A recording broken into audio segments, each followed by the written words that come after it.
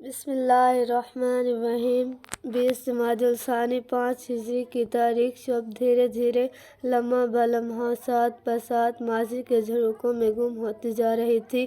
مدینہ منورہ کے کچے گھروں کی مندروں پر رکھے چراغ کب کے خاموش ہو چکے تھے۔ دن بھر کے تھکے ہوئے مکین نیند کی گہری شیریں اور پرسکون وادیوں میں گم ہو چکے تھے۔ ایسے میں کہ پورا ماحول سناٹے کی گرفت میں تھا کہ مدینہ منورہ کے ایک چھوٹے سے گھر میں ایک خاتون بارگاہ خداوندی میں گر گرا کر دعائیں مانگ رہی تھی۔ ان کی آنکھیں ساون کے بادل کی طرح برس رہی تھیں اور ان کے ہاتھ اپنے رب کے حضور دعا کے لیے دراز تھے۔ ان کی عاجزی اور انکساری اپنی آخری حدود سے ہمکنار تھی اور وہ عاجزی اور مسکنت کی تصویر بنی ہوئی تھی، کیونکہ وہ اس مشکل وقت میں تنہا تھی۔ اس کا کوئی مونس و غم گسار نہیں۔ پیغمبر دشمنی میں مکہ کی مشرکین عورتوں نے ان سے بائیکاٹ کر رکھا تھا۔ ابھی ملکۃ العرب کے لب دعا کے لیے حرکت میں نہ آئے تھے۔ پروردگار عالم کی نگاہ قدرت نے ان کے دل کی تحریر کو پڑھ لیا تھا۔ فوراً اپنی کنیزوں کو حکم دیا کہ وہ مخدومہ کونین کی ولادت کے موقع پر ان کی مہربان مامتا کی مدد کریں۔ اس دوران حضرت خدیجۃ الکبریٰ علیہ السلام نے اپنے قرب میں 4 خواتین کو محسوس کیا جن کے حسن و جمال سے ماحول منور ہو چکا تھا۔ ان میں سے ایک نے کہا، اے خدیجہ علیہ السلام، اب گھرانے کی ضرورت نہیں، میں تمہاری مادر مہربان حوا علیہ السلام ہوں۔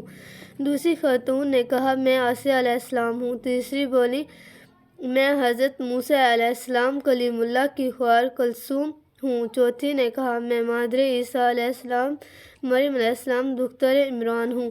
اب گھبرانے کی ضرورت نہیں، نو مولود کی ولادت میں اب ہم آپ کی معاون و مددگار ہیں۔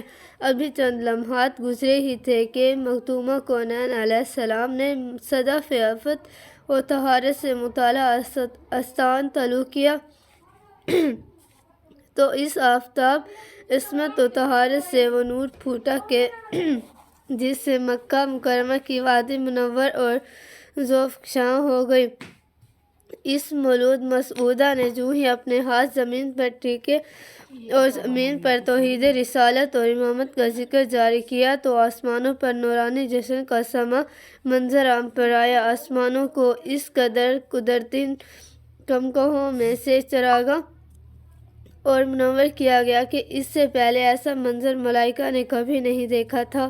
ادھر سرکار دو عالم حضرت احمد مصطفیٰ صلی اللہ علیہ وآلہ وسلم جو کب سے اپنے جگر گوشہ کی زیارت کرنے کے لیے انتظار کی گھڑیاں گن رہے تھے، فوراً اپنی نور نظر کے پاس آئے اور انہیں اپنے ہاتھوں پر اٹھایا، سینہ اقدس سے لگایا اور اس پہ کر سعادت و سعادت سے فرمایا، تم فاطمہ علیہ السلام ہو، تم ام عبیہ ہو، تم میرے جگر کا ٹکڑا ہو، تم حور و انیسہ ہو، تم میری کائنات ہو، تم میری رسالت کی امین و نگہبان ہو، تم ہی خاتون جنت ہو۔ صدیقہ کبریٰ خاتون جنت سیدہ فاطمہ سلام اللہ علیہا کی ولادت بسعادت سے دور جاہلیت کے دیرینہ رسم و رواج جن کا جزیرۃ العرب پر راج تھا کا قلعہ کما ہوا۔ حوا علیہ السلام کی بیٹی کو زندگی ملی، عزت ملی، اس کے بخت یاور ہوئے، نصیب جاگے، انسانیت کو شرف و فضل حاصل ہوا، انسانی معاشرہ کی شریک اور حصہ دار کو اپنے حقوق ملے۔ کتب و سماوی نے اسے جو قدر منزلت عطا کی تھی، آج دوبارہ اسی منزلت پر وہ فائز ہوئی، کیونکہ ان کے حقوق کی پاسبان نے آج جنم لیا تھا۔ جب رحمت عالم علیہ السلام نے اپنی شہزادی کی جبین ناز و نیاز پر اپنے وہ مقدس لال لب رکھے جو وحی ربانی کے آب حیات سے تر رہتے تھے، تو اس ملکوتی بوسہ نے جہاں سید الانبیاء علیہ السلام کی بیٹی کے مقام عظمت کا تعین کیا، وہاں حوا علیہ السلام کی بیٹی کے حقوق تحفظ کا اعلان ہوا۔ صنف نازک نے بطول دختر رسول صلی اللہ علیہ وسلم کی ولادت و وجود سے وہ رفعت اور سربلندی حاصل کی جو خالق ارض و سما نے اس کے لوح تقدیر میں کر رکھی تھی۔ سیدہ علیہ السلام کی ولادت وہ ایک تاریخ ساز لمحہ ہے کہ جس نے اس آغوش تربیت و تہذیب کی نشاندہی کی جسے جاہلیت کے دور کی نفی ہوتی ہے اور علم و دانش کا آفتاب طلوع کرتا ہے۔ رسول امین صلی اللہ علیہ وآلہ وسلم نے جہاں دنیا اور آخرت کی 4 افضل ترین عورتوں کی نشاندہی کی ہے، حضرت حوا علیہ السلام، حضرت عائشہ علیہ السلام، حضرت مریم علیہ السلام اور حضرت خدیجہ علیہ السلام، تو وہاں آپ صلی اللہ علیہ وسلم نے حضرت فاطمہ زہرا علیہ السلام کو سیدۃ النساء العالمین علیہ السلام کا درجہ دیا۔ اسی موقع پر ایرانی مفکر ڈاکٹر علی شریعتی نے دختر رسول صلی اللہ علیہ وسلم کی جو عظمت بیان کی تھی وہ اس مقام پر بیان کر دی جائے تو بے جانا ہوگا۔ ڈاکٹر علی شریعتی نے حضرت سیدہ زہرا علیہ السلام اللہ علیہ پر ایک کتاب لکھی جس کا نام انہوں نے فاطمہ علیہ السلام ہے رکھا۔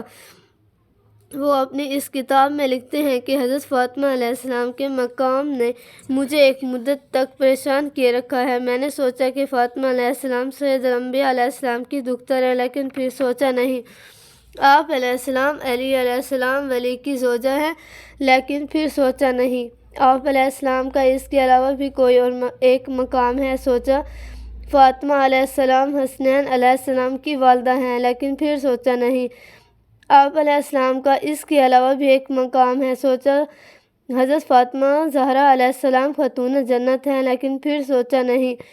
اس کے علاوہ بھی آپ علیہ السلام کا ایک مقام ہے۔ قصہ مختصر صاحب، میں سوچتا چلا گیا جب تھک ہار گیا تو بات نہیں آ کر ختم ہوئی کہ فاطمہ علیہ السلام ہیں۔ اللہم صلی علی محمد وعلی محمد وعجل فرجہ۔